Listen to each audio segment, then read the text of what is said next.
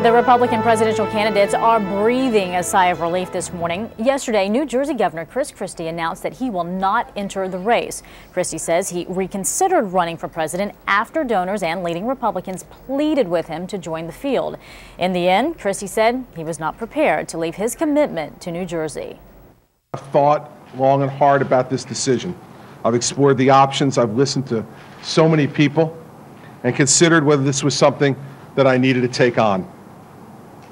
But in the end, what I've always felt was the right decision remains the right decision today. Now is not my time. Christie's announcement comes just as we learn about a new shift in the GOP field. A CBS News poll shows Herman Cain now tied for the lead with Mitt Romney, and previous frontrunner Rick Perry slipping to third.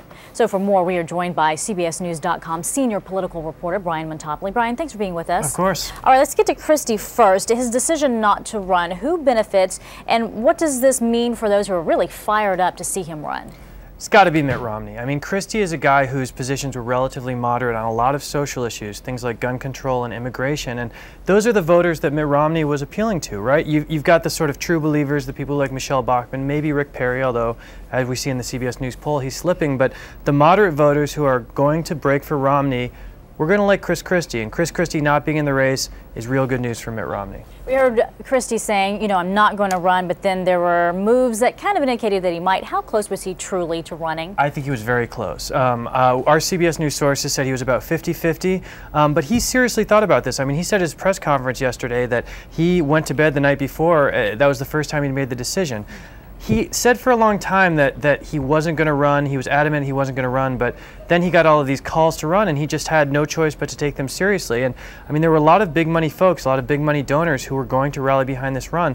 A poll from Quinnipiac that took Christie into account that came out Tuesday showed that he was tied for the lead. So had he gotten in, he was going to be a real serious player. Well, now that he's not, though, do you see him endorsing any of the other candidates? I don't. I mean, Christie is a real sort of, he wants to be his own man. I mean, when he was asked about whether he could be a vice presidential candidate, he basically said, not with my personality, I'm not going to be anyone's vice president. I think Christie's going to sort of chart his own path. Now, he could endorse down the road, but I mean, at this point, probably not. And anything he does is going to be a long time. Let's shift now to Herman Cain because he's tied for the lead now in this new poll. Last month in the Florida straw poll, he won that, actually.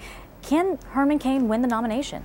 You know, a week ago, everyone would have said no way, but I mean, these polls keep coming out. The CBS News poll that we just put out, he's at the top. Now, there's a lot of things to remember about Herman Cain. One, he doesn't have the money that Mitt Romney has. He doesn't have the money that Rick Perry has. He doesn't have the organization that those guys have. He doesn't have the experience that those guys have. But doesn't that make it even more surprising that he's doing so well in the polls? Well, but the question is, right, and I don't know the answer, is he going to be a Michelle Bachmann, someone who shot to the top of the polls and then fell back down? A Rick Perry, someone who shot to the top of the polls and now we're seeing fall back down? Or is he going to have staying power? The only candidate in the race we've seen so far with staying power is Mitt Romney, and I think we still have to consider Romney the front runner. The question is, in a month, does Cain still have these numbers? If he does, he's right there. Well, we've seen things change very quickly. What do you say is the reason Rick Perry has slipped to third? I mean, these debate performances have just been a disaster. This is a guy who promised that he would unite the establishment and the base. Well, the base doesn't like him because of his position on immigration, the stuff with this HPV vaccine. That's really alienated some of the base. And then the establishment has said, this guy doesn't really seem like he knows what he's talking about. When he tries to criticize Mitt Romney, he's been stumbling over his words.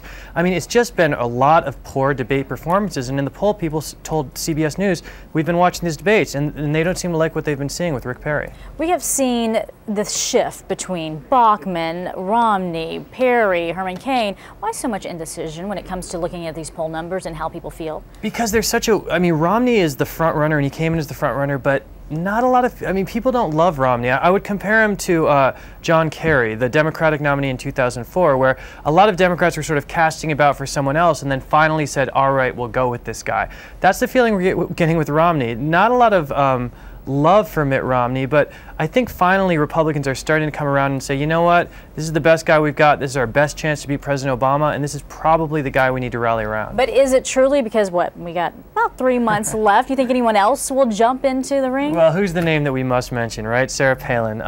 We're facing the filing deadlines for these primaries by the end of the month. If Palin's going to get in, or anyone else is going to get in, it needs to be in the next week or two. I mean, you've got to develop a fundraising network, you've got to staff up, you've got to do all sorts of things.